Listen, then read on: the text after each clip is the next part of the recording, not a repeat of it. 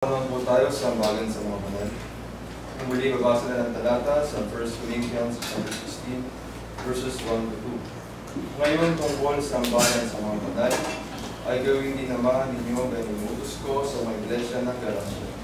Tuwing unang araw ng Sanlinggo, ang bawat isa sa inyo ay magbuod na magsimpan, ayon sa kanyang inihawa, upang huwag nang gumawa ng mga bagay sa pagpalian ko. At ulitin po natin ang church message. When upon life billows you are tempestuous. Ready? Sing. When upon life's billows you are tempestuous. When your heart is discouraged, thinking all is lost. Count your many blessings, name them one by one, and it will surprise you what the Lord has done. Count your blessings, name them one by one. Count your blessings, see what God hath done. Count your blessings, name them one by one. Count your many blessings, see what God hath done. So amid a conflict, whether great or small, do not be discouraged, God is over all. Count your many blessings, angels will attend. Heaven come forgive you through your journey's end. Count your blessings, name them one by one.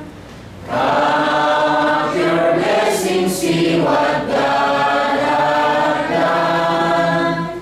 Count your blessings, name them one by one.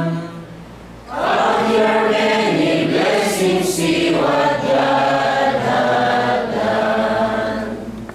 Dahil po'y muling i-word O Panginoon at nakikila sa lahat, kami po'y lubos nagpapasalamat sa lahat po ng biyaya at pagpapala na patuloy niyo pong pinagkakaloob sa bawat isa. Hindi Panginoon, nagpapasalamat po kami sa buhay at kalakasan, tinataglay po namin sa mga oras na ito. Dalangin namin Panginoon ang mga salapi na aming pinagkakaloob. Naway magamit ito sa pagpapalaganap ng ibang ito. Gayon din sa pagpapaunlad ng bahay-sambahan na ito. Hindi Panginoon, nagdadalangin namin na makatulong ito sa ilang kapatid po namin na nangangailangan pang pinansyal. Nadalangin din namin Panginoon sa mga susunod na araw na ikaw ang mag-iingat sa amin, lumabay sa aming mga negosyo o trabaho. Napatuloy niyo pong ipagkalob sa amin ang aming mga pangailangan pang pinansyal. Hindi Panginoon sa mga bagay na hindi man masambit aming mga labi sa mga oras na ito. Ay patuloy po namin hinihiling at pinapasalamat sa pangalan po na iyong anak na si Kristo Jesus na may tagapagligtas ngayon at kailanman. Amen. Amen.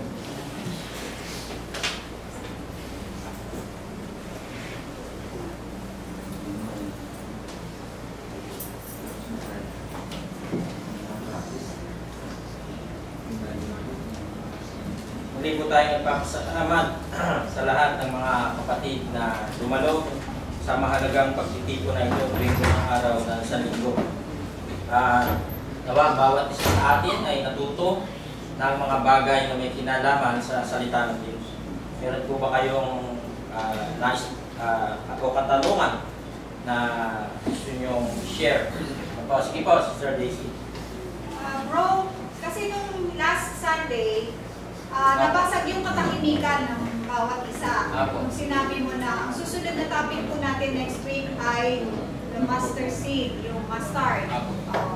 So, nag-react si Sister Julie dun sa ang mustard yung mustard dati, di ba? At lahat tayo yun ang alam. Isa lang ang nanindigan doon na may puno. Yun ay si Brother Jobber. pinakita ko sa atin, di ba? After nung service. Kaya naipasok mo na mayroong puno. So now yung function, nung nasa bagamat may talata, ang function nun ay nagpapatungkol dun sa puno ng mustard seed na yon, yung puno, sa puno. Hindi yung mustard natin. Di ba? So pinapakilala mo lang na may iba't ibang klaseng mustard. May kinds or types ng mustard.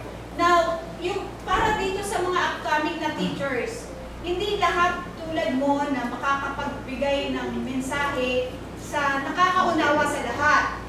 Dadating sa kanila na merong mga makikinig na ang alam kong mustard ito. Ayoko yun, hindi ako naniniwala sa mustard na may puno. Paano mo ngayon i-describe ang mustard natin na i-connect bilang sa mga Christian? Para lang dun sa matigas ang loob na ang alam, mustard na alam ko ito yung gulay na maliit. Kasi yung function dun sa talaba, nagpo-cover siya ng bird. Pero dito dun sa mustard natin, hindi. Kaya nga po. So yun nga po yung sinasabi natin na thank you kay Sister Daisy, maganda yung tanong po. Kasi may mga talata sa Bible na talagang mahirap siya i-explain. Kaya napakahalaga ng pag-aaral. Yung hindi ko alam nung nakaraang linggo, yung sinasabi ni Brother Jobert talaga na mustard na puno na yun. Kasi ang alam ko din yung pinakita natin kaninang gulay. Kaya matyaga natin itong pinag-aaralan, pinupunta ko sa totoo lang po yung mga history para malaman ko ito. Kaya sa isang preacher, sa mga bago nating mga preacher, tiyagain nyo yung pag-aaral. Kasi may mga mahihirap dito na mga paksa, kagaya nung tinalakay nating Valley of the Dry Bones, na ang pakahulugan ng iba doon ay glorified body. Yun pala ay restoration of Israel. So yung mahihirap na yun na paksa, masasagot yun na ang mag-explain naman, kagaya nung kaninang Master 3 na yun, yung history. History na hindi dito nakabase, kundi yung history nung nakaraan tungkol dun sa lugar na yun. Kasi sinerch po natin yung tungkol dun sa mustard seed na yun. Doon pala sa kanila, sa panahon ni Jesus Christ, pag nangangaral, yung iba, kagaya na nakita ninyo kanina, meron pala talagang mga nangangaral na nakapubli dun sa may mustard seed.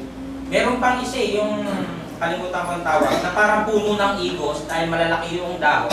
Talagang nandun sila matyagang nakikinig. Ngayon, ang application naman dito sa atin, yung sa mustard tree na ito, kung mapapansin nyo yung word po na ginamit na yung mga ibon ay nagkakandong sa kanya, di ba nakalagay na ganun kanina, na para hindi mainitan, yung mga ibon ay nagsisimbolize dun sa mga Kristiyano na nagkakandong sa kaharian ng langit.